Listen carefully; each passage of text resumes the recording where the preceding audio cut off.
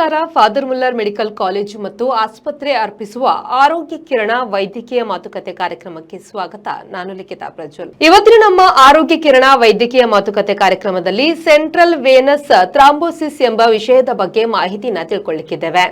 ಈ ಮಾಹಿತಿಯನ್ನು ನೀಡಲಿಕ್ಕೆ ನಮ್ಮ ಜೊತೆ ಫಾದರ್ ಮುಲ್ಲರ್ ಮೆಡಿಕಲ್ ಕಾಲೇಜಿನ ನರಶಾಸ್ತ್ರ ಚಿಕಿತ್ಸಾ ವಿಭಾಗದ ಪ್ರಾಧ್ಯಾಪಕ ಹಾಗೂ ಮುಖ್ಯಸ್ಥರಾಗಿರುವಂತಹ ಡಾಕ್ಟರ್ ಜಿಯೋರ್ ಲೋಬೋ ಅವರಿದ್ದಾರೆ. ಅವರನ್ನ ಕಾರ್ಯಕ್ರಮಕ್ಕೆ ಆತ್ಮೀಯವಾಗಿ ಸ್ವಾಗತಿಸೋಣ. ಸರ್, ಕಾರ್ಯಕ್ರಮಕ್ಕೆ ಆತ್ಮೀಯ ಸ್ವಾಗತ. ನಮಸ್ತೆ. Thank you madam. ಡಾಕ್ಟರ್, ಈಗ ಮೊದಲನೇದಾಗಿ ಈ ನರಶಾಸ್ತ್ರ ಚಿಕಿತ್ಸೆ ಅಂದ್ರೆ ಏನು? ನಮ್ಮ ಬಾಡಿಯಲ್ಲಿ ಬೇರೆ ಬೇರೆ ಅಂಗಗಳಿದೆ. ಅದೇ ಥರ ಒಂದು ಅಂಗ ನಮ್ಮ ಮೆದುಳು ಮತ್ತು ಸ್ಪೈನಲ್ ಕಾರ್ಡ್. ಆ ಮೆದುಳು ಮತ್ತು ಸ್ಪೈನಲ್ ಕಾರ್ಡಲ್ಲಿ ಬೇರೆ ಬೇರೆ ಕಾಯಿಲೆಗಳು ಜರುಗಿ ಬರ್ತದೆ. ಅದರಲ್ಲಿ ಕೆಲವು ಸತಿ ಕ್ಲಾಟ್ ಬರ್ಬೋದು ಅಥವಾ ಕೆಲವು ಸತಿ ಟ್ಯೂಮರ್ ಬರ್ಬೋದು. ಅಂಥ ಕಾಯಿಲೆಗಳನ್ನು ನಾವು ಶಸ್ತ್ರಚಿಕಿತ್ಸೆಯಿಂದ ಆಪರೇಷನ್ ಮಾಡಿ ತೆಗೆದು ಅದಕ್ಕೆ ಟ್ರೀಟ್ಮೆಂಟ್ ಮಾಡುವ ರೀತಿ ನ್ಯೂರೋಸರ್ಜರಿ, ನರ ಶಸ್ತ್ರಚಿಕಿತ್ಸೆ ಅಂತ ಹೇಳ್ತೇವೆ. ಓಕೆ ಡಾಕ್ಟರ್, ಈಗ ಅದೇ ರೀತಿ ಸ್ಟ್ರೋಕ್ ಅನ್ನುವಂಥದ್ದು ಈಗ ಎಲ್ಲ ಕಡೆ ಕೇಳ್ತಿರುವಂಥದ್ದು. ಯಾವುದೇ ಏಜ್ನವರಾಗಲಿ ಅವ್ರಿಗೆ ಸ್ಟ್ರೋಕ್ ಆಗಿದೆ ಅಥವಾ ಇಂಥ ಸಮಸ್ಯೆ ಆಗಿದೆ ಅಂತ ಹೇಳ್ತಾರೆ. ಈ ಸ್ಟ್ರೋಕ್ ಅಂದ್ರೆ ಏನು? ಈ ಸ್ಟ್ರೋಕ್ ಅಂತ ಹೇಳುವ ಫಸ್ಟ್ ಶಬ್ದದ ಅರ್ಥ ಅಂತ ತಿಳ್ಕೊಳ್ಳುವ. ಸ್ಟ್ರೋಕ್ ಅಂತ ಹೇಳುವಾಗ ಒಂದೇ ಕ್ಷಣದಲ್ಲಿ ಆಗುವಂಥದ್ದು ಆ್ಯಕ್ಷನ್, ಸ್ಟ್ರೋಕ್ ಅಂತ ಹೇಳಿಕೊಂಡು. ಸೊ ಅದು ತುಂಬ ಕಾಮನ್ ನಮ್ಮ ಈಗಿನ ಕಾಲದಲ್ಲಿ. ಸ್ಟ್ರೆಸ್ ಮತ್ತು ಇಷ್ಟೆಲ್ಲ ಓಡಾಟ ಇರುವಾಗ ಸ್ಟ್ರೋಕ್ಗಳು ಬರೋದು ಸಹಜ ಅಂತ ಹೇಳ್ಬೋದು. ನಮ್ಮ ತಲೆ ಒಳಗಡೆ ಎರಡು ರಕ್ತನಾಳಗಳಿದೆ. ಒಂದು ಆರ್ಟ್ರಿ ಮತ್ತು ಇನ್ನೊಂದು ವೇನ್. ಆ ರಕ್ತನಾಳದಲ್ಲಿ ಏನೋ ತೊಂದರೆಗಳು ಬಂದರೆ ಅದಕ್ಕೆ ಸ್ಟ್ರೋಕ್ ಅನ್ನುವ ಒಂದು ಕಾಯಿಲೆ ಆಗ್ತದೆ. ಓಕೆ, ಈಗ ಅದೇ ರೀತಿ ಸ್ಟ್ರೋಕ್ನಲ್ಲಿ ಏನಾದರೂ ವಿಧಗಳು ಅಂತ ಇದೆಯಾ ಅಂತ? ಬೇರೆ ಬೇರೆ ವಿಧಗಳಿದೆ. ನಾನು ಅದೇ ಹೇಳಿದ ಹಾಗೆ ಆರ್ಟ್ರಿ ಮತ್ತು ವೇನ್ ಎರಡು ರಕ್ತನಾಳಗಳಿರ್ತದೆ. ಯಾವುದೊಂದು ಅದರಲ್ಲಿ ಪ್ರಾಬ್ಲಮ್ ಇರುವಾಗ ಅದರ ಪ್ರಕಾರ ಅದಕ್ಕೆ ಕಾಯಿಲೆ ಬರ್ತದೆ. ಈಗ 3 ಥರದ್ದು ಮೇನ್ ಸ್ಟ್ರೋಕ್ ಅಂತ ಹೇಳ್ತೇವೆ ನಾವು. ಫಸ್ಟ್ ಟೈಮ್ ಇಶ್ಕಿಮಿಕ್ ಸ್ಟ್ರೋಕ್ ಅಂತ ಹೇಳ್ತೇವೆ. ಅದರಲ್ಲಿ ರಕ್ತನಾಳದಲ್ಲಿ ಕ್ಲಾಟ್ ಆಗೋದು ಅಥವಾ ಬ್ಲಾಕ್ ಆಗೋದು. ರಕ್ತನಾಳ ಬ್ಲಾಕ್ ಆಗ್ತದೆ. ನಮ್ಮ ಈಗ PVC ಪೈಪ್ ಹೇಗೆ ಬ್ಲಾಕ್ ಆಗ್ತದೆ ಅದೇ ಥರ ರಕ್ತನಾಳಗಳು ಬ್ಲಾಕ್ ಆಗ್ತದೆ. ಅದಾಗುವಾಗ ಆ ಯಾವ ಜಾಗ, ಮೆದುಳಿನ ಜಾಗ ಅದನ್ನು ಸಪ್ಲೈ ಮಾಡ್ತಾ ಇದೆ, ಅದು ಕೆಲಸ ಮಾಡಲಿಕ್ಕೆ ಬಂದ್ ಮಾಡುತ್ತೆ. ಅದರಿಂದ ಅದಕ್ಕೆ ಸ್ಟ್ರೋಕ್ ಅಂತ ಹೇಳ್ತೇವೆ. ಇನ್ನೊಂದು ಪ್ರೆಷರ್, ರಕ್ತನಾಳ ಒಳಗಡೆ ಪ್ರೆಷರ್ ಜಾಸ್ತಿ ಆಗಿಬಿಟ್ಟು ಅದು ಬರ್ಸ್ಟ್ ಆಗಿಬಿಡುತ್ತೆ. ಬರ್ಸ್ಟ್ ಆಗಿಬಿಟ್ಟು ಅದಕ್ಕೆ ಹೆಮರೇಜಿಕ್ ಸ್ಟ್ರೋಕ್ ಅಂತ ಹೇಳ್ತೇವೆ. ಹೆಮರೇಜ್, ಬ್ರೈನ್ ಹೆಮರೇಜ್ ಅಂತ ಕೇಳ್ಕೊಂಡಿರ್ತೇವೆ. ಅದು ಇದೇ ಸ್ಟ್ರೋಕ್ ಅಂತ ಹೇಳ್ತಾರೆ, ಹೆಮರೇಜಿಕ್ ಸ್ಟ್ರೋಕ್. ಅದನ್ನು ನಾವು ಯೂಶಲಿ ಆಪರೇಷನ್ ಆಗಿ ಆ ಕ್ಲಾಟ್ನ ತೆಗೆದು ಆ ಸ್ಟ್ರೋಕಿಗೆ ಟ್ರೀಟ್ಮೆಂಟ್ ಕೊಡ್ತೇವೆ. ಥರ್ಡ್ ಟೈಪ್ ಇರೋದು ಇವತ್ತಿದು ಟಾಪಿಕ್, ಸೆಂಟ್ರಲ್ ವೀನಸ್ ಥ್ರಾಂಬೋಸಿಸ್ ಅಂತ ಹೇಳಿ. ಇದು ನಮ್ಮ ವೇನ್ಸ್ ಅಂತ ಹೇಳಿ ರಕ್ತನಾಳ ಇರ್ತದೆ, ಅದರಿಂದ ಕಾಯಿಲೆ ಆಗಿಬಿಟ್ಟು ಸ್ಟ್ರೋಕ್ ಆಗುವ ಚಾನ್ಸಸ್ ಉಂಟು. 3 ಬಗೆಯ ಒಂದು ಸ್ಟ್ರೋಕ್ಗಳಿದೆ ಅಂತ. ಓಕೆ ಡಾಕ್ಟರ್, ಅದೇ ರೀತಿ ನೀವು ಹೇಳಿದಾಗೆ ಕೊನೆಯದಾಗಿ ಹೇಳಿರುವಂತಹ ವಿಧ ಅಂತ ಹೇಳಿದ್ರೆ CVT, ಸೆಂಟ್ರಲ್ ವೇನಸ್ ಥ್ರಾಂಬೋಸಿಸ್ ಅಂದ್ರೆ ಏನು ಅಂತ? ನಮ್ಮ ಅದೇ ಬಾಡಿಯಲ್ಲಿ ಒಂದು ಅಂಗಕ್ಕೆ ಹಾರ್ಟಿಂದ ಒಳ್ಳೆ ಬ್ಲಡ್ ಅಥವಾ ರಕ್ತ ತಗೊಂಡು ಹೋಗುವ ಒಂದು ಟ್ಯೂಬ್ ಇರ್ತದೆ. ಅದಕ್ಕೆ ನಾವು ಆರ್ಟ್ರಿ ಅಂತ ಹೇಳ್ತೇವೆ. ಇನ್ನೊಂದು ಕೆಟ್ಟ ರಕ್ತ ಆ ಅಂಗದಿಂದ, ಕೈಯಿಂದ ಅಥವಾ ಕಾಲಿಂದ ಕೆಟ್ಟ ರಕ್ತ ವಾಪಸ್ ಹಾರ್ಟಿಗೆ ತರುವಂಥದ್ದು ಒಂದು ಟ್ಯೂಬ್ ಇರ್ತದೆ. ಅದಕ್ಕೆ ವೇನ್ ಅಂತ ಹೇಳ್ತೇವೆ. ಅದಕ್ಕೆ ಅದನ್ನು ಬ್ಲಡ್ ಸರ್ಕ್ಯುಲೇಷನ್ ಅಂತ ಹೇಳ್ತಾರೆ. ಹಾರ್ಟಿಂದ ಆ ಅಂಗಕ್ಕೆ ಆರ್ಟ್ರಿಯಿಂದ ಬ್ಲಡ್ ತಲುಪ್ತದೆ, ಅಲ್ಲಿ ಅದರದ್ದು ಕೆಲಸ ಮಾಡುತ್ತೆ. ಗ್ಲೂಕೋಸ್ ಅಥವಾ ಆಕ್ಸಿಜನ್ ಕೊಟ್ಟು ಹಾಳಾಗಿದ್ದೆಲ್ಲ ಏನೋ ಇಂಪ್ಯೂರಿಟೀಸ್, ಕಾರ್ಬನ್ ಡೈಆಕ್ಸೈಡ್ ಇದ್ದರೆ ಅದು ವಾಪಸ್ಸು ವೇನ್ಸ್ ಪ್ರಕಾರ ನಮ್ಮ ಹಾರ್ಟಿಗೆ ವಾಪಸ್ ತೊಗೊಂಡು ಬರ್ತದೆ. ಸರ್ಕ್ಯುಲೇಷನ್ ಅಂತ ಹೇಳ್ತೇವೆ ಅದಕ್ಕೆ.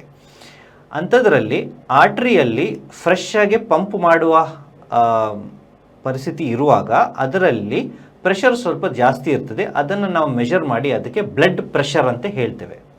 ಅದೇ ಥರ ಅದು ಬ್ಲಡ್ ಆ ಅಂಗಕ್ಕೆ ಹೋಗಿ ವಾಪಸ್ ಬರುವಾಗ ವೇನಲ್ಲಿ ಪ್ರೆಷರ್ ತುಂಬ ಕಮ್ಮಿ ಇರ್ತದೆ. ಈಗ ಕೆಲವೊಂದು ಫ್ಯಾಕ್ಟರ್ಸ್ ಇದ್ದ ಕಾರಣ ನಮ್ಮ ರಕ್ತ ಸ್ವಲ್ಪ ದಪ್ಪ ಆಗ್ತದೆ. ವೇನಲ್ಲಿ ಪ್ರೆಷರ್ ಕಮ್ಮಿ ಇದ್ದ ಕಾರಣ ಅಲ್ಲಿ ಕ್ಲಾಟ್ ಆಗಿಬಿಡುತ್ತೆ. ಸೊ ಕ್ಲಾಟ್ ಆಗಿಬಿಟ್ಟು ಆ ವೇನ್ ಒಂದು ಬ್ಲಾಕ್ ಆಗಿಬಿಡುತ್ತೆ. ಬ್ಲಾಕ್ ಆಗಿರುವಾಗ ಆ ಯಾವ ಅಂಗದ್ದು ಅದನ್ನು ಸರ್ಕ್ಯುಲೇಷನ್ ಬಂದ್ ಆಗ್ತಾ ಇದೆ ಆ ಅಂಗಕ್ಕೆ ಎಫೆಕ್ಟ್ ಆಗುತ್ತೆ. ಅದೇ ಥರ ನಮ್ಮ ಮೆದುಳಲ್ಲಿ ಆ ಥರ ಬಂದಾದರೆ, ಆ ವೇನ್ ಬಂದಾದರೆ ಅದಕ್ಕೆ ಸೆರೆಬ್ರಲ್ ವೀನಸ್ ಥ್ರಾಂಬೋಸಿಸ್ ಆಗುತ್ತೆ. ಆ ಬ್ರೈನಿಗೆ ಅದು ಎಫೆಕ್ಟ್ ಆಗಿ ಅದು ಸ್ಟ್ರೋಕ್ ಥರ ಕಂಡುಬರ್ತದೆ. ಡಾಕ್ಟರ್, ಈ CVTಗೆ ಮುಖ್ಯ ಕಾರಣಗಳೇನು, ಹೇಗೆ ಇದಾಗುತ್ತೆ ಅನ್ನುವಂಥದ್ದು? ಅದೇ ಮೇನ್ ಪಾಯಿಂಟ್ ಅಮ್ಮ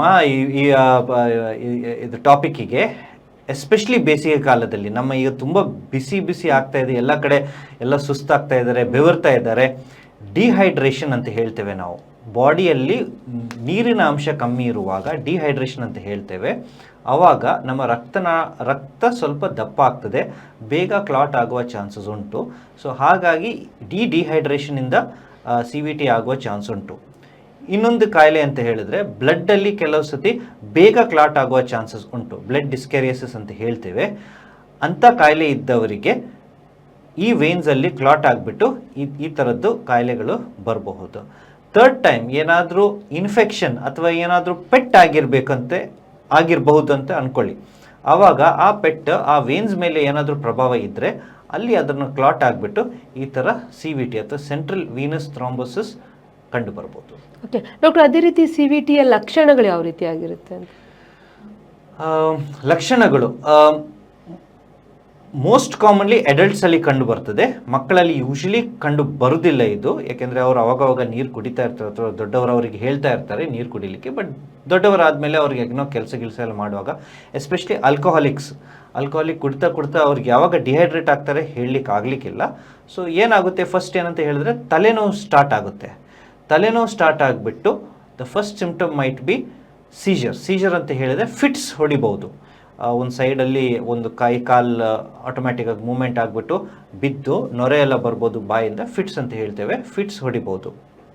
ನೆಕ್ಸ್ಟ್ ಅವರಿಗೆ ಮಾತಾಡಲಿಕ್ಕೆ ಕಷ್ಟ ಆಗಿಬಿಟ್ಟು ಅನ್ಕಾನ್ಷಿಯಸ್ ಆಗುವ ಚಾನ್ಸಸ್ ಉಂಟು.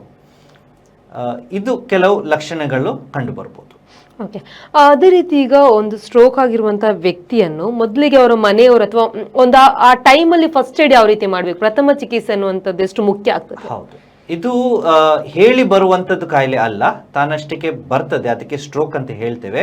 ಸೊ ಅಕ್ಕಪಕ್ಕದಲ್ಲಿ ಇರುವವರನ್ನು ಅಟ್ಲೀಸ್ಟ್ ಸ್ವಲ್ಪ ತಿಳುವಳಿಕೆ ಇರಬೇಕಾಗ್ತದೆ. ಫಸ್ಟ್ ಟೆನ್ಷನ್ ಆಗಬಾರ್ದು, they should not be scared. ಪೇಷಂಟ್ನ ಯಾವ ಜಾಗದಲ್ಲಿ ಅವರ ಟೇಬಲ್ ಮೇಲೆ ಅಥವಾ ಕೆಳಗಡೆ ಏನಾದರೂ ಬಿದ್ದರೆ ಅಲ್ಲೇ ಬೀಳ್ಕೊಂಡು ಅವರನ್ನು ಸುಪೈನ್ ಮಾಡಬೇಕಾಗ್ತದೆ, ಅಂದರೆ ಸೀದಾ ಮಲಗಿಸ್ಬೇಕಾಗ್ತದೆ. ಅವರಿಗೆ ಸ್ವಲ್ಪ ಉಸಿರಾಡಲಿಕ್ಕೆ ಆರಾಮ್ಸೆ ಆಗ್ಬೋದಂತೆ ನೋಡ್ಕೊಳ್ಳಿ. ಫಿಟ್ಸ್ ಏನಾದರೂ ಬಂದರೆ ಒಂದು ಸೈಡಿಗೆ ಇದ್ದು ಬಾಯಲ್ಲಿ ಯೂಶಲಿ ಇದು ಕೋಂಬ್ ಹಾಕ್ತಾರೆ. ಅದು ಏನಕ್ಕೆ ಅಂತ ಹೇಳಿದ್ರೆ ಅವರ ನಾಲಿಗೆ ಕಚ್ಚಬಾರ್ದು ಅಂತೇಳಿ ಹಾಕ್ತಾರೆ ಅಷ್ಟೇ. ಸೊ ಹಾಗಾಗಿ ಅದನ್ನು ಮಾಡಿಬಿಟ್ಟು ಬಾಯಲ್ಲಿ ಏನಾದರೂ ಇದ್ದರೆ ಅದನ್ನು ಹೊರಗೆ ಬರ್ಬೋದು ಅಂತ ಹೇಳಿ ಸೈಡಲ್ಲಿ ಹಾಕ್ಬೋದು ಫಿಟ್ಸ್ ಏನಾದರೂ ಆದರೆ. ನೆಕ್ಸ್ಟ್ ಫಸ್ಟ್ ಒಂದು ಆ್ಯಂಬುಲೆನ್ಸ್ನ ಕಾಂಟ್ಯಾಕ್ಟ್ ಮಾಡಿಬಿಟ್ಟು ಅವ್ರನ್ನ ಇಮಿಡಿಯೇಟಾಗಿ ಒಂದು ಮೇಜರ್ ಹಾಸ್ಪಿಟಲ್ ಅಥವಾ ಟರ್ಷರಿ ಕೇರ್ ಸೆಂಟರ್ ಅಂತ ಹೇಳ್ತೇವೆ, ದೊಡ್ಡ ಹಾಸ್ಪಿಟ್ಲಿಗೆ ಕರ್ಕೊಂಡು ಹೋಗೋದು ಸಹಜ. ಚಿಕ್ಕ ಹಾಸ್ಪಿಟ್ಲಲ್ಲಿ ಇದೆಲ್ಲ ಮ್ಯಾನೇಜ್ ಮಾಡಲಿಕ್ಕೆ ಕಷ್ಟ ಆಗ್ಬೋದು. ಸೊ ಹಾಸ್ಪಿಟಲ್ ತಲುಪಿದ ಮೇಲೆ ಮತ್ತೆ ಮೆಡಿಕಲ್ ಫ್ರೆಟರ್ನಿಟಿ ಅದನ್ನು ಪ್ರೋಟೋಕಾಲ್ ಬೇಸ್ಡ್ ಮ್ಯಾನೇಜ್ಮೆಂಟ್ ಅಂತ ಹೇಳ್ತೇವೆ. ಓಕೆ ಡಾಕ್ಟರ್, ಈಗ ಅದೇ ರೀತಿ ಆ ಮನೆಯಲ್ಲಿ ಮಾಡಿರುವಂಥ ಫಸ್ಟ್ ಏಡ್ ಎಲ್ಲ ಆದಮೇಲೆ ಒಂದ್ಸಲ ಅವರು ಆಸ್ಪತ್ರೆ ಅಥವಾ ನಿಮ್ಮ ಹತ್ರ ವೈದ್ಯರ ಹತ್ರ ಬಂದಾಗ ನೀವು ಯಾವ ರೀತಿ ಮ್ಯಾನೇಜ್ ಮಾಡ್ತೀರಿ? ನಮ್ಮ ಹತ್ರ ಬಂದಾಗ ಬೇರೆ ಬೇರೆ ಫೇಸ್ ಅಂತ ಹೇಳ್ತೇವೆ. ಫಸ್ಟ್ ತುರ್ತು ಚಿಕಿತ್ಸೆ ವಿಭಾಗದಲ್ಲಿ ನಾವು ನೋಡ್ಕೊಳ್ತೇವೆ ಪೇಷಂಟ್ನ. ಸೊ ಪೇಷಂಟ್ನ ಫಸ್ಟ್ BP ಪಲ್ಸ್ ಅದೆಲ್ಲ ನೋಡಿಕೊಂಡು ಅವರಿಗೆ ಒಂದು ಕ್ಯಾನ್ಯುಲಾ ಅಂದರೆ ರಕ್ತನಾಳದೊಳಗಡೆ ಒಂದು ಕ್ಯಾನ್ಯುಲಾ ಹಾಕ್ಬಿಟ್ಟು ಫಸ್ಟ್ ಒಂದು IV ಫ್ಲೂಯಿಡ್ಸ್ ಅಂತ ಹಾಕ್ತಾರೆ. ಯಾಕೆಂದರೆ dehydration is the main cause. So first ಪೇಷಂಟ್ನ ರೀಹೈಡ್ರೇಟ್ ಮಾಡಬೇಕಂತ ಹೇಳಿ IV ಫ್ಲೂಯಿಡ್ ಹಾಕ್ತೇವೆ. ಒಂದು ಸತಿ ಅದನ್ನು ಹಾಕಿಬಿಟ್ಟು BP ಮತ್ತು ಪಲ್ಸ್ ಎಲ್ಲ ಸ್ವಲ್ಪ ನಾರ್ಮಲಿಗೆ ಬಂದ ಮೇಲೆ ನಾವು ಫಸ್ಟ್ ಪ್ಲ್ಯಾನ್ ಆಫ್ ಮ್ಯಾನೇಜ್ಮೆಂಟ್ ಒಂದು ಸ್ಕ್ಯಾನ್ಗಳೆಲ್ಲ ಕೇಳ್ತೇವೆ, ತಲೆಯ ಸ್ಕ್ಯಾನ್ಗಳೆಲ್ಲ ಕೇಳ್ತೇವೆ. ಆ ಸ್ಕ್ಯಾನ್ಗಳಾದ ಮೇಲೆ ನಮಗೆ ಡಯಾಗ್ನೋಸಿಸ್ ಒಂದು ಕಂಡು ಬರ್ತದೆ. ಆ ಡಯಾಗ್ನೋಸಿಸ್ ಪ್ರಕಾರ ನಾವು ಪೇಷಂಟ್ನ ಮೋಸ್ಟ್ ಕಾಮನ್ಲಿ ICU ಅಲ್ಲಿ ಅಡ್ಮಿಷನ್ ಮಾಡ್ತೇವೆ. ಏಕೆಂದರೆ ಫಿಟ್ಸ್ ಏನಾದರೂ ಬಂದರೆ ಅದು ಪೇಷಂಟ್ ಅನ್ಕಾನ್ಷಿಯಸ್ ಇದ್ದರೆ ಅವರಿಗೆ ICUಗೆ ಶಿಫ್ಟ್ ಮಾಡಬೇಕಾಗ್ತದೆ. ಕೆಲವು ಸತಿ ಪೇಷಂಟ್ ತುಂಬ ಬ್ಯಾಡ್ ಆಗಿ ಬರ್ತಾರೆ, ಉಸಿರಾಡಲಿಕ್ಕೂ ಕಷ್ಟಪಡ್ತಾರೆ, ತುಂಬ ಬ್ಲಡ್ ಇದು ಅದೆಲ್ಲ ಗಂಟಲಲ್ಲಿ ಚೋಕ್ ಆಗಿರ್ತದೆ. ಅಂಥದ್ರಲ್ಲಿ ಅವರಿಗೆ ಒಂದು ಟ್ಯೂಬ್, ಎದೆ ಒಳಗಡೆ ಒಂದು ಟ್ಯೂಬ್ ಹಾಕಿಬಿಟ್ಟು ನಾವು ಎಂಥ ಅವರ ಎಂಜಲು ಎಂತೆಲ್ಲ ನುಂಗಿದ್ದಾರೆ ಅದನ್ನೆಲ್ಲ ತೆಗಿಸಿ ಅವರಿಗೆ ವೆಂಟಿಲೇಷನಲ್ಲಿ ಹಾಕಿಬಿಟ್ಟು ಮತ್ತೆ ನಾವು ICU ಕೇರಿಗೆ ಶಿಫ್ಟ್ ಮಾಡ್ತೇವೆ. ICU ಅಲ್ಲಿ ಬೇರೆ ಒಂದು ಪ್ರೋಟೋಕಾಲ್ ಇರುತ್ತೆ. ಅಲ್ಲಿ ತಲೆಯ ಸೈಡ್ ಮೇಲೆ ಎದ್ದುಬಿಟ್ಟು, ಯಾಕೆಂದರೆ ಡ್ರೈನೇಜ್ ಆಗಬೇಕಂತ ಹೇಳ್ಕೊಂಡು ಸರ್ಕ್ಯುಲೇಷನ್ ನಾರ್ಮಲ್ ಸರ್ಕ್ಯುಲೇಷನಿಗೆ ಬರಲಿ ಅಂತೇಳಿ ತಲೆಯ ಸೈಡ್ ಮೇಲೆ ಎದ್ದುಬಿಟ್ಟು IV ಫ್ಲೂಯಿಡ್ ಥೆರಪಿ ಕಂಟಿನ್ಯೂಸ್ ಆಗಿರುತ್ತೆ. ಫಿಟ್ಸ್ ಇದ್ದವರಿಗೆ ಫಿಟ್ಸಿನ ಮಾತ್ರೆಗಳನ್ನು ಸ್ಟಾರ್ಟ್ ಮಾಡ್ತೇವೆ. ತಲೆಯಲ್ಲಿ ಊತ ಏನಾದರೂ ಇದ್ದರೆ ಅದು ನಮಗೆ ಸ್ಕ್ಯಾನಿಂಗಲ್ಲೆಲ್ಲ ಗೊತ್ತಾಗ್ತದೆ. ಅದರ ಪ್ರಕಾರ ನಾವು ಮದ್ದುಗಳನ್ನು ಸ್ಟಾರ್ಟ್ ಮಾಡ್ತೇವೆ. ಓಕೆ, ಇದೆಲ್ಲ ಕೂಡ ಪರೀಕ್ಷೆಗಳು, ಆ ವ್ಯಕ್ತಿಯನ್ನು ನೀವು ಮಾಡುವಂತ ಪರೀಕ್ಷೆಗಳ ಬಗ್ಗೆ ಹೇಳಿರುವಂತದ್ದು. ಅದೇ ರೀತಿ ಟ್ರೀಟ್ಮೆಂಟ್ ಯಾವ ರೀತಿ ಆಗಿರುತ್ತೆ? ಈಗ ಟ್ರೀಟ್ಮೆಂಟ್ ನಮ್ಮ ಪರೀಕ್ಷೆ ಮೇಲೆ ಬರ್ತದೆ. ಸೊ ಫಸ್ಟ್ ಮೇನ್ ಪರೀಕ್ಷೆ ಅಂತ ಹೇಳಿದ್ರೆ CT ಸ್ಕ್ಯಾನ್. CT ಸ್ಕ್ಯಾನ್ ನಾವು ಮೆದುಳಿನ CT ಸ್ಕ್ಯಾನ್ ಮಾಡಿಬಿಟ್ಟು ಅದರಲ್ಲಿ ನಮಗೆ ಯಾವ ರಕ್ತನಾಳದಲ್ಲಿ ಬ್ಲಾಕ್ ಆಗಿದೆ ಅಂತ ಹೇಳುವ ಒಂದು ಅನುಮಾನ ಬರ್ತದೆ. It is only A screening scanning. So screening ಅಲ್ಲಿ ಗೊತ್ತಾಗ್ತದೆ ಯಾವ ಭಾಗದಲ್ಲಿ, ಮೆದುಳಿನ ಬೇರೆ ಬೇರೆ ಭಾಗಗಳಿರ್ತದೆ, ಯಾವ ಭಾಗದಲ್ಲಿ ಎಫೆಕ್ಟ್ ಆಗಿದೆ ಮತ್ತು ಅದರಲ್ಲಿ ಹೇಗೆ ನಾವು ಮುಂದೆ ಹೋಗಬೇಕಂತ ಹೇಳಿ ಒಂದು ಐಡಿಯಾ ಬರ್ತದೆ. ಅದರ ನೆಕ್ಸ್ಟ್ ಸ್ಕ್ಯಾನಿಂಗ್ ಅಂತ ಹೇಳಿದ್ರೆ MRI ಸ್ಕ್ಯಾನಿಂಗ್. ನಾವು ಯಾಕೆ CT ಸ್ಕ್ಯಾನಿಂಗ್ ಮಾಡ್ತೇವೆ? ಯಾಕೆಂದರೆ ಅದು ಬೇಗ ಆಗ್ತದೆ, 10 ಸೆಕೆಂಡ್ ಅಥವಾ 20 ಸೆಕೆಂಡಲ್ಲಿ ನಮಗೆ ನಮ್ಮ ಸ್ಕ್ರೀನಲ್ಲಿ ಕಂಡು ಬರ್ತದೆ ಅದರಲ್ಲಿ ಏನು ತೊಂದರೆ ಅಂತ ಹೇಳಿ. ವೆರಾಸ್ MRI ಸ್ಕ್ಯಾನ್ ಮಿನಿಮಮ್ ನಿಮಗೆ 1 ಅವರ್ ಬೇಕಾಗ್ತದೆ. ಅದರಲ್ಲಿ ವೀನೋಗ್ರಾಮ್ ಅಂತ ಹೇಳ್ತೇವೆ, ಅದರ ವೀನ್ಸ್ ಎಲ್ಲೆಲ್ಲಿ ಬ್ಲಾಕ್ ಆಗಿದೆ ಅಂತ ಹೇಳಿ ಕಂಡು ಬರ್ತದೆ. ಸೊ ಅದನ್ನು ಮಾಡಿಕೊಂಡು ಅದರ ಪ್ರಕಾರ ನಾವು ನೆಕ್ಸ್ಟ್ ಟ್ರೀಟ್ಮೆಂಟ್ ಮಾಡ್ತೇವೆ. ಟ್ರೀಟ್ಮೆಂಟ್ ಅಲ್ಲಿ 2 ಥರಗಳುಂಟು, ಒಂದು ಮೆಡಿಕಲ್ ಟ್ರೀಟ್ಮೆಂಟ್ ಮತ್ತು ಒಂದು ಸರ್ಜಿಕಲ್ ಟ್ರೀಟ್ಮೆಂಟ್. 90% ಪೇಷಂಟ್ಸ್ ಮೆಡಿಕಲ್ ಟ್ರೀಟ್ಮೆಂಟಲ್ಲೇ ಗುಣಮುಖ ಆಗಿ ಮನೆಗೆ ಹೋಗ್ತಾರೆ, 10% ಮಾತ್ರ ಸರ್ಜಿಕಲ್ ಟ್ರೀಟ್ಮೆಂಟಿಗೆ ಹೋಗ್ತಾರೆ. ಈಗ ಮೆಡಿಕಲ್ ಟ್ರೀಟ್ಮೆಂಟಲ್ಲಿ ಒಂದು ಆ ಕ್ಲಾಟ್ನ ಕರಗಿಸಲಿಕ್ಕೆ ಕೆಲವೊಂದು ಮದ್ದುಗಳನ್ನು ಸ್ಟಾರ್ಟ್ ಮಾಡ್ತೇವೆ. ಇಟ್ ಈಸ್ ಕಾಲ್ಡ್ ಆ್ಯಂಟಿಕೋಆಗುಲೆಂಟ್ಸ್ ಅಂತ ಹೇಳಿ. ಆ ಮದ್ದನ್ನು ಸ್ಟಾರ್ಟ್ ಮಾಡಿ ಅಲ್ಲಿ ಒಳಗಡೆ ಇದ್ದ ಕ್ಲಾಟ್ನ ನಾವು ಕರಗಿಸಿ ತಾನಷ್ಟಕ್ಕೆ ನಾರ್ಮಲ್ ಸರ್ಕ್ಯುಲೇಷನ್ ಬರುವ ತನಕ ಅದನ್ನು ಕೊಟ್ಟು ಏನು ತೊಂದರೆ ಇಲ್ಲದ ಹಾಗೆ ಮತ್ತು ತಲೆ ಊತ ಎಲ್ಲ ಕಮ್ಮಿ ಆದಮೇಲೆ ಮತ್ತೆ ನಾವು ವಾರ್ಡಿಗೆ ಶಿಫ್ಟ್ ಮಾಡಿ ಅಲ್ಲಿ ರಿಹ್ಯಾಬಿಲಿಟೇಷನ್ ಅಂತ ಹೇಳಿ ಮಾಡ್ತೇವೆ. ಅದರ ಪ್ರಕಾರ ದೊಡ್ಡ ಏರಿಯಾ ಎಫೆಕ್ಟ್ ಆಗಿದ್ದರೆ, ತಲೆಯ ಪ್ರೆಷರ್ ಎಲ್ಲ ಜಾಸ್ತಿ ಆಗಿಬಿಟ್ಟು ಅಲ್ಲಿ ಊತ ಎಲ್ಲ ಜಾಸ್ತಿ ಆದರೆ ನಾವು ಮತ್ತೆ ಆಪರೇಷನ್ ಮಾಡಿ ಅದನ್ನು ತೆಗಿಸಿ ಕ್ಲಿಯರ್ ಮಾಡಿ ಮತ್ತೆ ನಾವು ವಾರ್ಡಿಗೆ ಶಿಫ್ಟ್ ಮಾಡಿ ರಿಹ್ಯಾಬಿಲಿಟೇಷನ್ಗೆ ಕೊಟ್ಟು ಕಳಿಸ್ತೇವೆ. ಅದೇ ರೀತಿ ನೀವು ಟ್ರೀಟ್ಮೆಂಟ್ನ ಬಗ್ಗೆ ಹೇಳ್ತಿರ್ಬೇಕಾದ್ರೆ ಸರ್ಜರಿ ಮಾಡಬೇಕಾದಂಥ ಪರಿಸ್ಥಿತಿಗಳು ಒಂದ್ಸಲ ಬರ್ತದೆ ಅಂತ ಹೇಳಿದ್ರೆ, ಆ ಸರ್ಜರಿಯ ವಿಧಾನಗಳು ಯಾವ ರೀತಿ ಆಗಿರುತ್ತೆ ಅಂತ? ಅದೇ ಫಸ್ಟ್ ಮೆಡಿಕಲ್ ಮ್ಯಾನೇಜ್ಮೆಂಟ್ ಅಂತ ಹೇಳ್ತಾ ಇದ್ದೆ. ಅದರಲ್ಲಿ ಆ್ಯಂಟಿಕೋಆಗುಲೆಂಟ್ಸ್ ಅಂತ ಹೇಳಿ ಕೆಲವೊಂದು ಮದ್ದುಗಳನ್ನು ಹಾಕ್ತೇವೆ. ಅದು ಇಂಜೆಕ್ಷನಿನ ಪ್ರಕಾರ ಅದನ್ನು ಹಾಕ್ತಾ ಇರ್ತೇವೆ. ಈಗ ಅದಾದ ಮೇಲೆ ಸಹ ಪೇಷಂಟ್ದು ಕಂಡೀಷನ್ ಇಂಪ್ರೂವ್ ಆಗೋದಿಲ್ಲದಿದ್ದರೆ, ತಲೆಯ ಪ್ರೆಷರ್ ಜಾಸ್ತಿ ಆಗಿದ್ದ ಕಾರಣ we undertake certain major procedures. ಅದರಲ್ಲಿ ತಲೆಗೆ ಅಥವಾ ಮೆದುಳಿನ ಊತನ ಕಡಿಮೆ ಮಾಡಲಿಕ್ಕೆ ಮೆದುಳಿಗೆ ಸ್ವಲ್ಪ ಜಾಗ ಮಾಡಿ ಕೊಡಬೇಕಾಗ್ತದೆ. ಸೊ ಹಾಗಾಗಿ ನಾವು ಚರ್ಮನ ಓಪನ್ ಮಾಡಿ ನಮ್ಮ ಬುರುಡೆಯ ಸಿಪ್ಪೆ ಸ್ವಲ್ಪ ಒಂದು ಚಿಕ್ಕ ಪೀಸ್ನ ತೆಗೆದು ಅಲ್ಲಿ ನಮ್ಮ ಬ್ರೈನಿಗೆ ಸ್ವಲ್ಪ ಸ್ಪೇಸ್ ಮಾಡುವ ಹಾಗೆ ಒಂದು ಪ್ರೊಸೀಜರ್ ಉಂಟು. ಆ ಸಿಪ್ಪೆನ ನಾವು ಬೇರೆ ಜಾಗದಲ್ಲಿ ಹಾಕಿ ಕೊಡ್ತೇವೆ. ಸ್ವೆಲ್ಲಿಂಗ್ ಅಥವಾ ಈ ಊತ ಕಮ್ಮಿ ಆದಮೇಲೆ 3 ರಿಂದ 6 ವಾರ ಒಳಗಡೆ ಈ ಊತಗಳೆಲ್ಲ ಕಮ್ಮಿ ಆದಮೇಲೆ ಆ ಸಿಪ್ಪೆನ ನಾವು ವಾಪಸ್ಸು ತಲೆ ಒಳಗಡೆ ರೀಇನ್ಸ್ಟೇಟ್ ಮಾಡಿಬಿಟ್ಟು ಅದನ್ನು ಫಿಕ್ಸ್ ಮಾಡಿ ಕೊಡ್ತೇವೆ. ಅದು ಒಂದು ಮೇಜರ್ ಪ್ರೊಸೀಜರ್. ನೆಕ್ಸ್ಟ್ ಪ್ರೊಸೀಜರ್ ಏನಂತ ಹೇಳಿದರೆ, ಎಲ್ಲಿ ಎಫೆಕ್ಟ್ ಆಗಿದೆ, ಎಲ್ಲಿ ಕ್ಲಾಟ್ ಆಗಿದೆ ತಲೆ ಒಳಗಡೆ, ಅದು ಬೇರೆ ಅಂಗಗಳಿಗೆ ಅಥವಾ ಬೇರೆ ಮೆದುಳಿಗೆ ಪ್ರಾಬ್ಲಮ್ ಕೊಡದೇ ಇದ್ದರೆ ಆ ಅಂಗ ಮಾತ್ರ ನಾವು ತೆಗೆಸಿಬಿಟ್ಟು ತಲೆದು ಪ್ರೆಷರ್ ಎಲ್ಲ ಕಮ್ಮಿ ಮಾಡಿ ಸಿಪ್ಪೆ ಮತ್ತು ಚರ್ಮಗಳೆಲ್ಲ ವಾಪಸ್ ಹಾಕಿಬಿಟ್ಟು ನಮ್ಮ ICUಗೆ ಶಿಫ್ಟ್ ಮಾಡಿ ಅಲ್ಲಿಂದ ಫಿಟ್ಸ್ ಬರದೆ ಹಾಗೆ, ಯಾಕಂದರೆ ಮೆದುಳಿಗೆ ಫಿಟ್ಸ್ ಬರುವ ಚಾನ್ಸಸ್ ಜಾಸ್ತಿ ಇರ್ತದೆ. ಆಲ್ರೆಡಿ CVT ಇರುವಾಗ ಫಿಟ್ಸ್ ಆಗುವ ಚಾನ್ಸ್ ಉಂಟು. ಸೊ ಫಿಟ್ಸ್ ಆಗದೆ ಹಾಗೆ ಇರುವ ಮದ್ದುಗಳನ್ನು ಸ್ಟಾರ್ಟ್ ಮಾಡ್ತೇವೆ. ಊತ ಆಗದೆ ಇರುವ ಮದ್ದುಗಳನ್ನು ಸ್ಟಾರ್ಟ್ ಮಾಡ್ತೇವೆ. ನಿಧಾನಕ್ಕೆ over A period of 5 to 7 days ಈ ಊತ ಮತ್ತು ಫಿಟ್ಸ್ ಎಲ್ಲ ಕಮ್ಮಿ ಆದಮೇಲೆ ನಾವು ಅದನ್ನು ಟ್ಯಾಬ್ಲೆಟಿಗೆ ಕನ್ವರ್ಟ್ ಮಾಡಿ ನಾವು ಮತ್ತೆ ವಾರ್ಡಿಗೆ ಶಿಫ್ಟ್ ಮಾಡ್ತೇವೆ. ಓಕೆ ಡಾಕ್ಟರ್, ಈಗ ಅದೇ ರೀತಿ ಇದೆಲ್ಲ ಟ್ರೀಟ್ಮೆಂಟ್ಗಳಾದಮೇಲೆ ಆದಮೇಲೆ ಒಬ್ಬ ವ್ಯಕ್ತಿಯನ್ನು ಎಷ್ಟು ಟೈಮ್ವರೆಗೆ ಫಾಲೋ ಅಪ್ ಮಾಡಬೇಕು ಆ ವ್ಯಕ್ತಿಯನ್ನು? ಒಂದು ನಾವು ತಿಳ್ಕೋಬೇಕು, once a stroke always a stroke ಅಂತ ಹೇಳ್ತೇವೆ. So life long follow up ಬೇಕಾಗ್ತದೆ ಅವರಿಗೆ. ಯಾಕೆಂದರೆ ಈ ಕಾಯಿಲೆ ಪುನಃ ಯಾವಾಗ ಆಗುವ ಚಾನ್ಸಸ್ ಉಂಟು ನಮಗೆ ಹೇಳಲಿಕ್ಕೆ ಆಗೋದಿಲ್ಲ. At least once in 6 months, initially once in 3 months ಅಂತ ಕರಿತೇವೆ, ಬಟ್ ಒನ್ಸ್ ಇನ್ 6 months ಬರಬೇಕಾಗ್ತದೆ. ಬಟ್ ಈ ಕಾಯಿಲೆಯ ಇಮಿಡಿಯೇಟ್ ಫಾಲೋ ಅಪ್ ಅಂತ ಹೇಳ್ತೇವೆ. ನಾವು ಬ್ಲಡ್ ಚೆಕಪ್ ಮಾಡ್ತಾ ಇರ್ತೇವೆ. ಬ್ಲಡ್ ಯಾಕೆ ಆ ಥರ ಕ್ಲಾಟ್ ಆಗಿದೆ ಅಂತ ಹೇಳ್ಕೊಂಡು ಅದರ ಕೆಲವೊಂದು ಅಂಶಗಳಿರ್ತದೆ, ಅದನ್ನೆಲ್ಲ ನಾವು ಚೆಕಪ್ ಮಾಡ್ತೇವೆ. ಎಕ್ಯೂಟ್ ಫೇಸಲ್ಲಿ ಚೆಕಪ್ ಮಾಡಿದರೆ ಅಥವಾ ಎಕ್ಯೂಟ್ ಫೇಸಲ್ಲಿ ನಾವು ನೋಡಿಕೊಂಡ್ರೆ ಎಲ್ಲ ಪ್ಯಾರಾಮೀಟರ್ಸ್ ಹೈ ಇರ್ತದೆ. ಸೊ ಅದು ನಮಗೆ ಫಾಲ್ಸ್ ಪಾಸಿಟಿವ್ ಅಂತ ಹೇಳಿ ಬರ್ತದೆ. ಬಟ್ ಟ್ರೀಟ್ಮೆಂಟ್ ಎಲ್ಲ ಆಗಿ ಪೇಷಂಟ್ ಚೆನ್ನಾಗಿ ಮನೆಗೆ ಹೋದ್ಮೇಲೆ ಅವ್ರು ನಾರ್ಮಲ್ ಲೈಫೆಲ್ಲ ಜೀವನ ಮಾಡ್ತಾ ಇರುವಾಗ ಆವಾಗ ಟೆಸ್ಟ್ ಮಾಡಿದರೆ ನಮಗೆ ಬೇಸ್ ಲೈನ್ ಪ್ಯಾರಾಮೀಟರ್ಸ್ ಗೊತ್ತಾಗ್ತದೆ. ಅದರಲ್ಲಿ ಏನಾದರೂ ಹೆಚ್ಚು ಕಡಿಮೆ ಇದ್ದರೆ ಪೇಷಂಟ್ ಮತ್ತೆ ಅದರ ಪ್ರಕಾರ ಟ್ರೀಟ್ಮೆಂಟ್ ಕಂಟಿನ್ಯೂ ಮಾಡಬೇಕಾಗಬಹುದು ಲೈಫ್ ಲಾಂಗ್. ಓಕೆ, ಈಗ ಇದು ಸಮಸ್ಯೆ ಬರದೇ ಇರೋ ರೀತಿಗೆ ಸ್ಟ್ರೋಕ್ ಆಗದ ರೀತಿ ಯಾವ ರೀತಿ ತಡೆಗಟ್ಟಬೇಕು ಅವರು ಅಂತ ಏನು ಮುಂಜಾಗ್ರತಾ ಕ್ರಮನ ಕೈಗೊಳ್ಬೇಕು? ಹೌದು, ಒಂದು ಆಸ್ ನಾನು ಅವಾಗ ಹೇಳಿದ ಹಾಗೆ ಡಿಹೈಡ್ರೇಷನ್ ಇಸ್ ದ ಮೇನ್ ಕಾಸ್ ಅಂತ ಹೇಳ್ತೇವೆ. ಒಂದು ಅವಾಗವಾಗ ನೀರು ಕುಡಿತಾ ಇರಬೇಕು. Fresh fruit juice, lime juice ಅಥವಾ ಪೈನಾಪಲ್ ಜ್ಯೂಸ್ ಆ ಥರದ್ದೆಲ್ಲ ಕುಡಿದು ಬಾಡಿಯಲ್ಲಿ ನೀರಿನ ಪ್ರಮಾಣ ಸ್ವಲ್ಪ ಒಂದು ಲೆವೆಲಲ್ಲಿ ತರಬೇಕಾಗ್ತದೆ. ಥರ್ಡ್ಲಿ, ತುಂಬ ಬಿಸಿ ಇರುವ ಟೈಮಲ್ಲಿ, ಎಸ್ಪೆಷಲಿ ಮಧ್ಯಾಹ್ನದ ಟೈಮಲ್ಲಿ ಅಥವಾ ಬಿಟ್ವೀನ್ 11 to 3 o'clock, ಯಾವಾಗ ಸೂರ್ಯದ ಕಿರಣ ತುಂಬ ಪವರ್ಫುಲ್ ಆಗಿರ್ತದೆ, ಆ ಟೈಮಲ್ಲಿ ಹೊರಗೆ ಹೋಗೋದು, ಆಟ ಆಡೋದು ಅದೆಲ್ಲ ಸ್ವಲ್ಪ ಅವಾಯ್ಡ್ ಮಾಡೋದು ಬೆಟರ್. ಆ ಟೈಮಲ್ಲಿ ಇಂಡೋರ್ಸ್ ಇರೋದು ಬೆಟರ್. ಅರ್ಜೆಂಟಿಗೆ ಏನಾದರೂ ಇದ್ದರೆ ಹೋಗ್ಬೋದು, ಬಟ್ ಹೋದರೆ ಅಥವಾ ಕೆಲಸ ಮಾಡಿದರೆ ಅವಾಗವಾಗ ನೀರು ಕುಡಿದು ನಮ್ಮ ಬಾಡಿದು ಒಂದು ನೀರಿನ ಲೆವೆಲ್ ಮೇಂಟೈನ್ ಮಾಡಬೇಕಾಗ್ತದೆ. ಓಕೆ ಡಾಕ್ಟರ್, ಈಗ ಅದೇ ರೀತಿ ರಿಹ್ಯಾಬಿಲಿಟೇಟ್ ಮಾಡುವುದು ಹೇಗೆ ಅಂತ ಆ ವ್ಯಕ್ತಿಯನ್ನು? Most of the time stroke ಅಂತ ಹೇಳುವಾಗ ಒಂದು ಸೈಡ್, ಬಲ ಸೈಡ್ ಅಥವಾ ಎರಡ ಸೈಡ್ ಎಫೆಕ್ಟ್ ಆಗಿರ್ತದೆ. ಸೊ ಹಾಗಾಗಿ rehabilitation is a major part of the treatment ಅಂತ ಹೇಳ್ತೇವೆ. ಅದರಲ್ಲಿ 2 ಅಂಶಗಳಿದೆ. ಒಂದು ಆಕ್ಯುಪೇಷನಲ್ ರಿಹ್ಯಾಬಿಲಿಟೇಷನ್, ಇನ್ನೊಂದು ಫಿಸಿಕಲ್ ರಿಹ್ಯಾಬಿಲಿಟೇಷನ್ ಅಂತ ಹೇಳ್ತೇವೆ. ಫಿಸಿಕಲ್ ರಿಹ್ಯಾಬಿಲಿಟೇಷನ್ನ 2 ಥರ. ಒಂದು ನಮ್ಮ ಫಿಸಿಯೋಥೆರಪಿ ಅದನ್ನು ಮಾಡ್ಬೋದು, ಇನ್ನೊಂದು ನಮ್ಮ ಪುರಾತನ ಕಾಲದಿಂದ ಬರ್ತಾ ಇರೋದು ಆಯುರ್ವೇದಿಕ್ ಮೆಥಡ್ಸ್ ಅಂತ ಹೇಳ್ತೇವೆ, ಅದನ್ನು ಮಾಡ್ಬೋದು. ಅದರಲ್ಲಿ ಆಯಿಲ್ಗಳೆಲ್ಲ ಮಸಾಜ್ ಮಾಡಿ ಎಕ್ಸಸೈಸ್, ಕೆಲವೊಂದು ಎಕ್ಸಸೈಸ್ ಎಲ್ಲ ಮಾಡಲಿಕ್ಕೆ ಶುರು ಮಾಡ್ತಾರೆ. ಅದೇ ಥರ ಫಿಸಿಯೋಥೆರಪಿ ಅವರು ಬೇರೆ ಬೇರೆ ಎಕ್ಸಸೈಸ್ ಅಥವಾ ಬೇರೆ ಬೇರೆ ಮಷೀನ್ಗಳ ಸಹಯೋಗದಲ್ಲಿ ಅವರು ಎಕ್ಸಸೈಸ್ ಎಲ್ಲ ಮಾಡಿಸ್ಲಿಕ್ಕೆ ಟ್ರೈ ಮಾಡ್ತಾರೆ.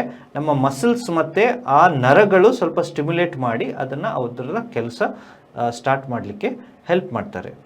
ಅದೇ ಥರ ಆಕ್ಯುಪೇಷನ್ ಅಂತ ಹೇಳಿ ಕೆಲವು ಸತಿ ಮಾತಾಡಲಿಕ್ಕೆ ಕಷ್ಟ ಆಗ್ಬೋದು ಅಥವಾ ಕೇಳಲಿಕ್ಕೆ ಕಷ್ಟ ಆಗ್ಬೋದು. ಸೊ ಆಕ್ಯುಪೇಷನ್ ಥೆರಪಿ ಅಂತ ಹೇಳ್ತಾರೆ. ಅದರಲ್ಲಿ ಅವರು ಕಲಿಸ್ತಾರೆ ಹೇಗೆ ಮಾತಾಡಬೇಕು.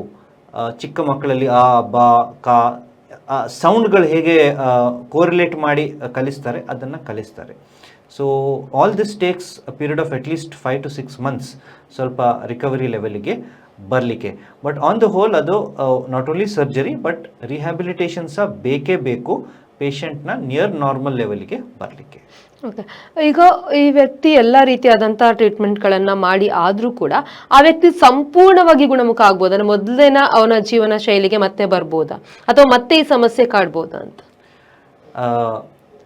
ಅದೇ ಡಿಫ್ರೆನ್ಸ್ ಡಾಕ್ಟ್ರು ಮತ್ತು ದೇವರಲ್ಲಿ. ದೇವರು ಮಾಡಿ ಕಳಿಸುವಾಗ ಎಲ್ಲ ಪರ್ಫೆಕ್ಟ್ ಮಾಡಿ ಕಳಿಸ್ತಾರೆ. We can get you close to 90 to 95% normal. ಆದರೆ ಆ ಒಂದು 5% ಅಥವಾ 10% ನಿಮ್ಮ ಮನೆಯವರಿಗೆ ಡೆಫಿನೆಟ್ಲಿ ಗೊತ್ತೇ ಇರ್ತದೆ ಎಲ್ಲಿ ಅವರಿಗೆ ಕಷ್ಟ ಆಗ್ತದೆ, ಯಾವ ಕೆಲಸ ಮಾಡಲಿಕ್ಕೆ ಕಷ್ಟ ಆಗ್ತದೆ, ಯಾವ ಪಾಯಿಂಟಲ್ಲಿ ಅವರಿಗೆ ಹೆಲ್ಪ್ ಬೇಕಂತ ಹೇಳಿ ಅವರಿಗೆ ಗೊತ್ತಿರ್ತದೆ. ನಾವು ಪೇಷಂಟ್ ಆಗಿ ಸ್ವಲ್ಪ ಕೋಆಪ್ರೇಟ್ ಮಾಡಬೇಕಾಗ್ತದೆ ಅವ್ರ ಹತ್ರ. ಯಾಕೆಂದರೆ ಇದೆಲ್ಲ ಮೇಜರ್ ಪ್ರಾಬ್ಲಮ್ಸ್, ತಲೆಯಲ್ಲಿ ಇರೋದು major problems, especially cerebral Venus thrombosis, stroke ಅಂತ ಹೇಳ್ತೇವೆ. ಬಟ್ ಇದರಿಂದ ಹೊರಗೆ ಬಂದಿದ್ದೇವೆ ಅಂತ ಹೇಳಿದ್ರೆ ಒಂದು ದೇವರು ಇನ್ನೊಂದು ವರ ಕೊಟ್ಟಿದ್ದಾರೆ ಅಂತ ಹೇಳಿಕೊಂಡು ಇನ್ನೊಂದು ನಮ್ಮ ಫ್ಯಾಮಿಲಿ ಜೊತೆಗೆ ಸ್ವಲ್ಪ ಅಡ್ಜಸ್ಟ್ ಮಾಡಿ ಮುಂದೆ ಹೋಗಬೇಕಾಗ್ತದೆ. ಡಾಕ್ಟರ್, ಈ CVT ಇಂದ ಸಾವಿನ ಪ್ರಮಾಣ ಎಷ್ಟಿದೆ ಅನ್ನುವಂಥದ್ದು? It is N emergency condition. ಅದನ್ನು ನಾವು ನೆಗ್ಲೆಕ್ಟ್ ಮಾಡಿದರೆ ಅಥವಾ ಅದನ್ನು ನಾವು ಟ್ರೀಟ್ಮೆಂಟ್ ಕರೆಕ್ಟಾಗಿ ತಗೊಳ್ಳದಿದ್ದರೆ ಒಂದು ಪುನಃ ಬರ್ಬೋದು, ಪುನಃ ಬಂದರೂ ಜೀವ ತೆಗೆಯುವ ಲೆವೆಲಿಗೆ ಹೋಗುವ ಚಾನ್ಸಸ್ ಉಂಟು. ಮೆಜಾರಿಟಿ ನಮ್ಮದು ಈಗ ಎಸ್ಪೆಷಲಿ ದಕ್ಷಿಣ ಕನ್ನಡದಲ್ಲಿ ಒಳ್ಳೆ ಮೆಡಿಕಲ್ ಟ್ರೀಟ್ಮೆಂಟ್ಗಳಿದ್ದ ಕಾರಣ death rate is not much, ತುಂಬ ಕಡಿಮೆ ಇದೆ. Maybe about 5 to 6% of these patients die, but majority of the patients will survive with a little bit of a deficit. ಅಂದರೆ ಒಂದು ಕೈ ಕಾಲೇನು ಮೂಮೆಂಟ್ ಬರೋ ಚಾನ್ಸಸ್ ಅಥವಾ ಮಾತಾಡಲಿಕ್ಕೆ ಕಷ್ಟ ಆಗ್ಬೋದು. ಡಾಕ್ಟರ್, ಇಷ್ಟೊತ್ತು ನಮ್ಮ ಜೊತೆ ಕೂತ್ಕೊಂಡು ಈ CVT ಅಥವಾ ಸೆಂಟ್ರಲ್ ವೇನಸ್ ಥ್ರಾಂಬೋಸಿಸ್ ಅಂದರೆ ಏನು ಅನ್ನುವಂತಂದರೆ ಅದರ ಲಕ್ಷಣಗಳಿಂದ ಇರ್ಬೋದು, ಕಾರಣಗಳಿಂದ ಟ್ರೀಟ್ಮೆಂಟ್ನವರೆಗೆ ಮತ್ತು ತಡೆಗಟ್ಟುವ ಕ್ರಮದವರೆಗೆ ಕೂಡ ಸಂಪೂರ್ಣವಾಗಿ ಮಾಹಿತಿನ ನೀಡಿದ್ದಕ್ಕೆ ಧನ್ಯವಾದಗಳು. Thank you. ನೋಡಿದ್ರಲ್ಲ ವೀಕ್ಷಕರೇ, ಇಷ್ಟೊತ್ತು ಆರೋಗ್ಯ ಕಿರಣ ವೈದ್ಯಕೀಯ ಮಾತುಕತೆ ಕಾರ್ಯಕ್ರಮದಲ್ಲಿ ಸೆಂಟ್ರಲ್ ವೇನಸ್ ಥ್ರಾಂಬೋಸಿಸ್ ಎಂಬ ವಿಷಯದ ಬಗ್ಗೆ ಸಂಪೂರ್ಣ ಮಾಹಿತಿನ ತಿಳ್ಕೊಂಡ್ವಿ. ಮುಂದಿನ ಆರೋಗ್ಯ ಕಿರಣ ವೈದ್ಯಕೀಯ ಮಾತುಕತೆ ಕಾರ್ಯಕ್ರಮದಲ್ಲಿ ಮತ್ತೊಬ್ಬ ವೈದ್ಯರೊಂದಿಗೆ ಭೇಟಿಯಾಗ್ತೀನಿ. ಅಲ್ಲಿವರೆಗೂ ನಿರಂತರ ಸುದ್ದಿ ಮತ್ತು ಮನರಂಜನೆಗಾಗಿ ನೋಡ್ತಾ ಇರಿ V4 ನ್ಯೂಸ್.